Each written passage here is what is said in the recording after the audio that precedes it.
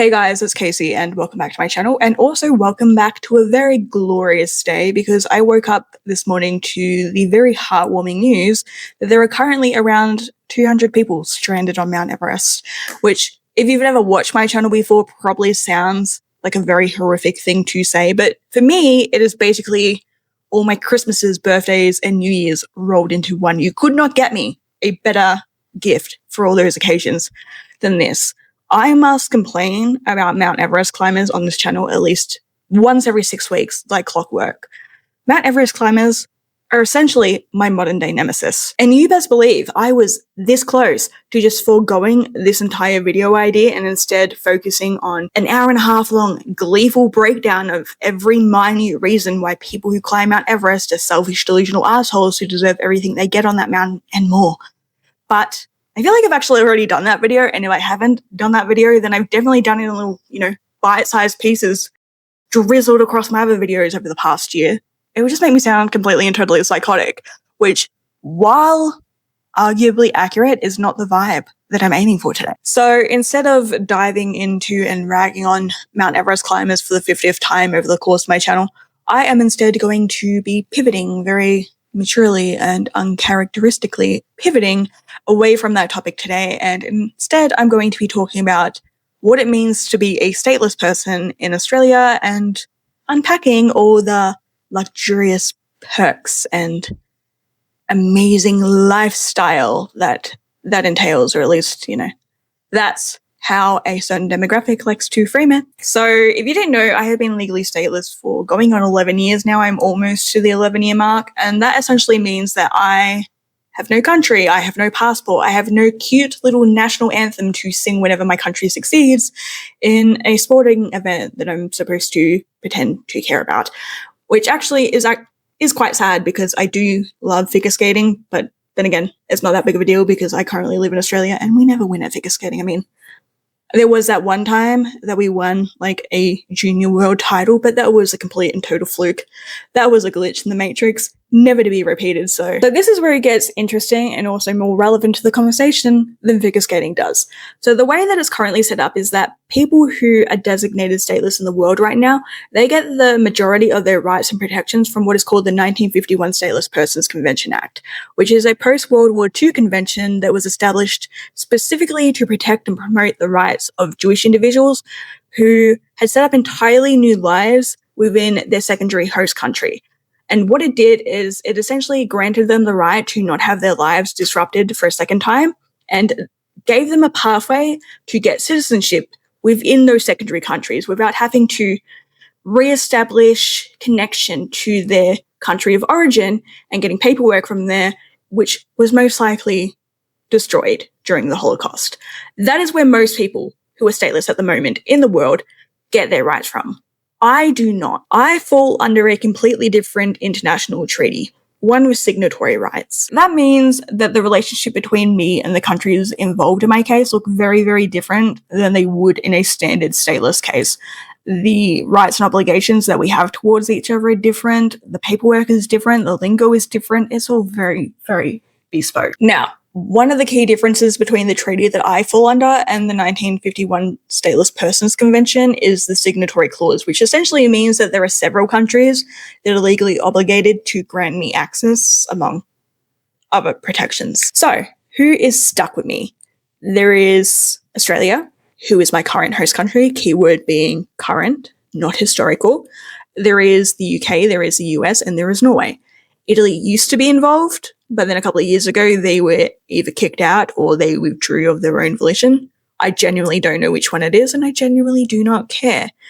Whether Italy is in or out has exactly zero bearing on my life. From my perspective, they contributed absolutely nothing, and their lack of presence continues to contribute exactly the same. What do I actually get as a stateless person covered under this treaty? What little goodies, what little benefits do I get? Starting with the basics, I have indefinite leave to remain in every single country that is a signatory to the treaty that I fall under, which for any Americans doing this, because I know that international lingo gets a little bit fuzzy, and I say that with love. I say that with genuine love. That is essentially the same thing as having a green card. It is permanent residency, and so I get all the benefits that come with that. I get access to housing, healthcare, education, access to your benefit systems if you have them. Not that I actually use them, but I do, in theory, have access to them. I have all the same rights as any citizen has, bar the right to vote. So you don't need to worry about that. I will not be influencing your political schemes anytime in the foreseeable future. And frankly, you are doing a fine job of destroying them on your own without any help from me. So you're welcome. In theory, I can enter and leave these countries at will whenever I want without a visa. But again, that is in theory. In reality, I don't have a passport. And so when I travel, I have to travel on what is an alternative travel document called a lassiez-passer, which can be nice sometimes because it usually comes with some form of diplomatic immunity. But the flip side to that, the not so nice and beneficial side to that, is that it does not function like a normal passport. I don't get to just decide, wake up one day and go, I've got a few $1,000s saved up in my bank account. Let me just go online and book a cheap ticket to Paris or whatever. No, I have to submit an application and someone has to review that application in 5 to 7 working days, and they weigh up the logistics and the dates and the star charts, and from that decide whether or not I can go and on which dates I can go and under which conditions. I don't even have freedom of movement within Australia itself. I don't get to decide where I live and where I work. Those things are assigned to me and they can be changed at any given moment without written permission. And yes, that has happened before, multiple times. I mean, my life has been pretty stable for a while now. The same house, same job, same shitty little town since like mid-2019, and I don't foresee that changing anytime in the near future for reasons that I will get into in a minute. But the point that I'm trying to make here is that they can move me. They can and they will, with no explanation, no warning.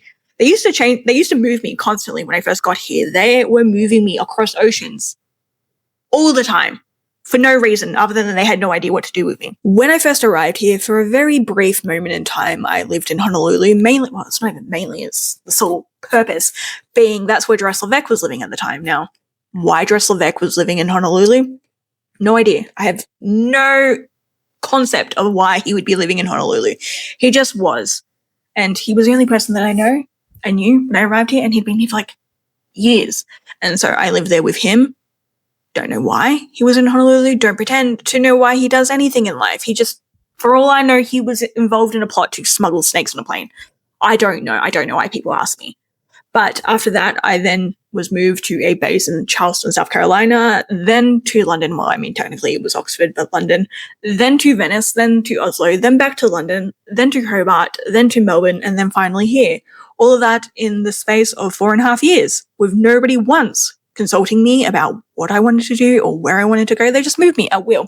Like I said, another little fun detail that you might have picked up from context clues. I have handlers. Back when everything was new and I was being moved around, they were very hands-on, very directly involved in the day-to-day decisions of my life. But now that everything's kind of calmed down a lot and a lot more stable, they are a lot more passive in the way that they interact with me. They're a bit more like case managers than handlers now, in that they will call up, provided nothing big's going down, they will call up twice a month. We will talk for 20 minutes and go over anything relevant. But besides that, I don't hear a lot from them these days. But the control that they had over me when they were involved in my day-to-day life is still there. Like I said, I have no rite of passage, even in my own host country. So if I want to leave my town for more than a couple of days, I still need to give them an itinerary of where I'm going, who I'm going with, how I'm traveling there, where I'm staying, and when they can expect to have me arrive back. If I want to go and stay with Nate in his bush life, van life, if I want to take more than a couple of days off work at a time, if I want to fly a flag in my front yard with any political resemblance, I have to fill them in on that. It's like being a child again and having to seek parental permission for any significant detail within my life. And like parents, they can and they will say no to stuff. The control that they have over me, it is not symbolic. It is not a formality. It is very real. And it has very real significant impacts on how I live my life. So if you've ever watched my channel before, then you probably already know this, but every 13 weeks, I'm legally obligated to fly down to Melbourne to meet with an ever-changing cast of very friendly folks and the doctor, who I guess is technically like the CEO of me. So that's something that I'm required to do. What are the good things? The perks, if you would. Do I get free housing? Do I get free healthcare? Do I get free amenities? And the answer to that is yes. Yes, I do. I get my rent paid for me. I get all my bills, my water, my electricity, my gas, my phone bill, my transport there. My car was bought for me. Everything like that is paid for me, at least on paper, because there is a but, and it is a very, very big but. I have to work. I don't have a choice in that. It is one of the conditions of me living here in Australia. I have to work full time in a high paying job. I mean, the high paying job, I guess technically isn't a condition, but I do work in a high paying job. So if you don't know, I am a remote medicine specialist, and I am one of only 2 doctors and 1 nurse practitioner working in a shitty little hospital on the outskirts of the Australian outback. And I work about 60 hours a week, and I earn $113.50 per hour doing so.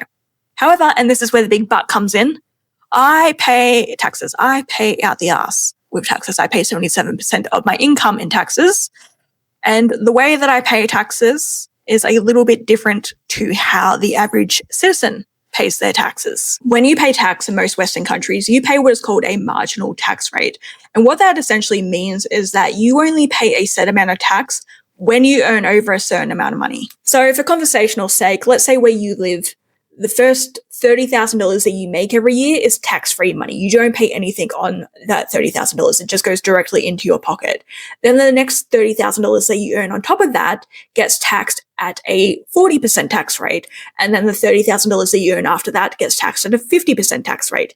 That is how a marginal tax system works. But that is not how tax works for me, because I am taxed on what is called a flat tax rate. And how that works is that it doesn't matter if I earn $10 a year or if I earn $10 million a year. 77 cents out of every 100 cents that I make is getting taken by tax either way. So yes, on paper, I am getting a good chunk of shit for free. But you need to look beyond the paper, because I am paying out the arse in tax, much more so than the average person is. And you know, it's not that much of a travesty. It sounds like a lot to be paying so much tax, but because I live where I live and I earn what I earn, I'm still, you know, I'm not living hand to mouth. I'm still earning a good 60 to 70K a year net after tax. So I've got more than enough money to sustain myself and do what I want to do. But yeah, it's not as simple as saying, oh, you get all this for free, because I don't get it for free. I'm just not paying for it up front. Now, that was not always the case. When they were moving me around everywhere, they genuinely were paying for everything that I needed, as well as giving me a very generous stipend of cash in hand every week so that I could go and buy whatever I wanted, which was very, very nice of them. They didn't have to do that, and I do appreciate that. I will put that out on the table. However, and if you've watched my channel before, you have definitely heard this story, but I'm going to tell it again in probably the exact same way. So the reason that I was moved to Australia initially is that I moved to Hobart because the plan for me, the goal, the ultimate inspiration was that I was going to be the station doctor at the Casey Research Station in Antarctica. That was the ultimate goal. However, that plan fell through at the very last moment. And after that, they really had no idea what to do with me. And so they just stuck me up in an apartment in Melbourne and let me rot there for the better part of 2 years, until someone was like, well, we actually should really do something about that. And they opened me up to bidding to a bunch of think tanks. And the think tank that won me was owned by a man named Ronald. Now, Ronald and I, unbeknownst to anyone, so I cannot blame them for this. They had no idea. They had no way of knowing. But Ronald and I have a very colourful history with one another. And I personally would have preferred to have been won by literally any other think tank in the entire world other than Ronald's. But like I said, they never consult me on this stuff. They just do it, and I have to go along with it. So as it stands right now, Ronald is basically the decision maker in everything around me, which is why I live where I live and why I'm very comfortable and confident in saying that I don't expect that I'm going to be moved anytime in the foreseeable future. Ronald currently pays for everything upfront at point of service. And then the signatories of the treaty that I'm under, they pay Ronald back plus interest. So then they take the tax from me, and it's very snake eats its own tail. If you ask me, we could pretty much just cut out the middleman, but nobody asked me. What else? Let's see. A few times a year, they will want to interview me or take blood samples outside of my Melbourne visits, and I'm not legally obligated to go and meet them and give them that time. And so they will try to sweeten the deal and tempt me to come in by offering me Amazon and Visa gift cards. And I'm ashamed to admit that I do take them up on those offers more often than not. But yeah, that's basically the bulk of it. So I don't have anything more to say. So as always, this is Casey signing off. Stay weird out there, stay safe, and as I always say in my video descriptions, every single video description that I make, fudge you, Ronald. Good night.